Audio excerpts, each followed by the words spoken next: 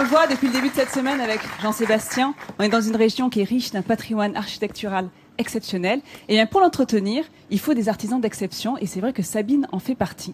Sabine, Laurent vous la présente en début d'émission, elle est restauratrice spécialisée dans la peinture murale. Elle a travaillé notamment pour le château de Blois. Et c'est elle qui restaure tous les plafonds à la française du château de Chenonceau depuis 15 ans. Alors on l'a suivi sur un de ses chantiers. Alors vous allez voir, on est loin des châteaux. Elle restaure en ce moment des peintures coquines qui datent de 1922 dans une ancienne maison de Tours.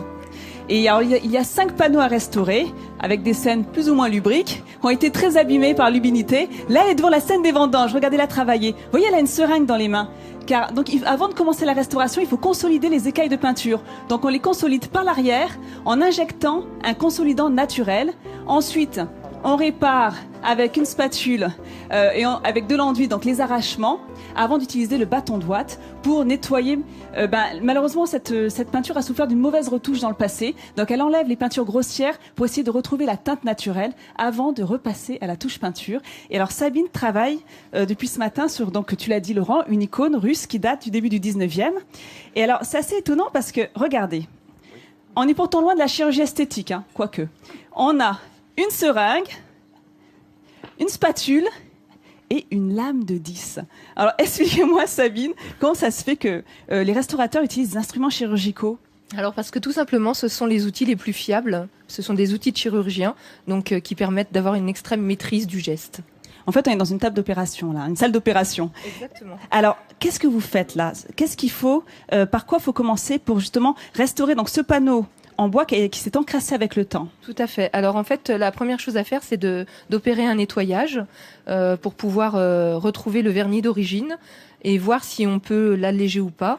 Ensuite, il va falloir combler les petites lacunes et puis pouvoir faire une retouche. Mais vous nettoyez avec quoi, pardonnez-moi ? Alors avec un savon neutre, en fait, on dégraisse. C'est un savon neutre qu'on utilise, qui est vraiment très très stable et qu'il faut rincer immédiatement à l'eau déminéralisée. D'accord, on peut faire ça chez soi, par une autre question. Alors pas du tout. Déjà, les matériaux que nous utilisions, nous fournissons en Italie.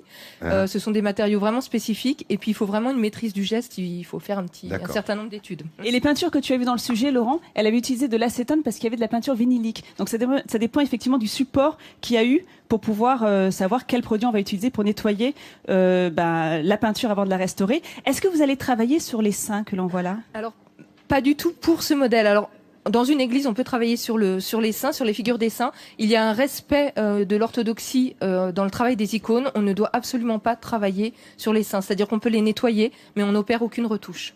Alors, vous m'avez dit en préparant cette émission qu'il y a 3 mots d'ordre chez le restaurateur à respecter impérativement. Oui, alors moi je suis très ferme au niveau déontologie. Il y a la lisibilité, c'est-à-dire que on doit pouvoir lire le décor tel qu'il était à l'origine. La visibilité, c'est-à-dire qu'on doit pouvoir retrouver nos retouches. Et la réversibilité, c'est-à-dire que tous nos produits doivent être réversibles. Et moi j'ajoute la timidité, c'est-à-dire qu'il ne faut pas aller trop loin, il faut vraiment être très respectueux de l'œuvre. En même temps, pour une partisane de la restauration timide, finalement vous êtes plutôt cohérente, parce que c'est vrai que Sabine est partisane des restaurations au minimum. Il faut éviter la retouche à outrance. Il faut faire attention à ne pas utiliser des produits écotoxiques. Et voilà, ça fait partie des règles de l'art du restaurateur. Complètement. Et il faut vraiment penser, il faut respecter l'œuvre, il faut respecter son auteur et il faut respecter la personne qui la détient.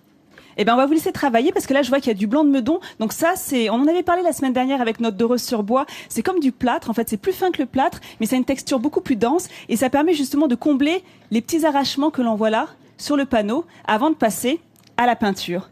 Donc Sabine fait partie de ces personnes qui aident à sauvegarder le patrimoine français. Donc encore bravo. Donc on vous laisse travailler. Et alors regardez bien cette œuvre parce qu'à la fin de l'émission, elle aura changé.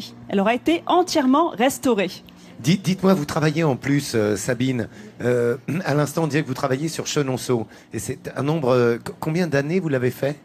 Alors j'ai déjà travaillé 2 ans et demi sur ce château et je retourne pour un certain nombre d'années à partir du mois de novembre là.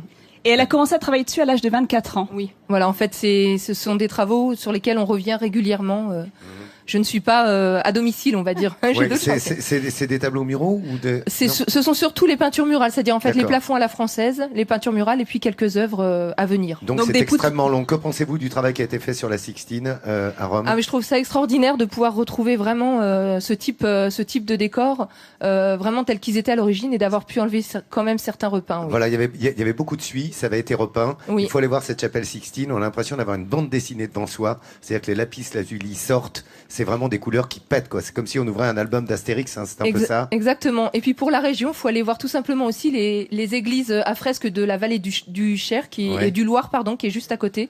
Et vous trouverez ces mêmes bleus de lapis lazuli. Que Sabine a restauré. Une partie. Bravo Sabine. Eh ben, écoutez, une fois de plus, c'est un talent Midi en France, C'est un hein, talent Nathalie. Midi en France.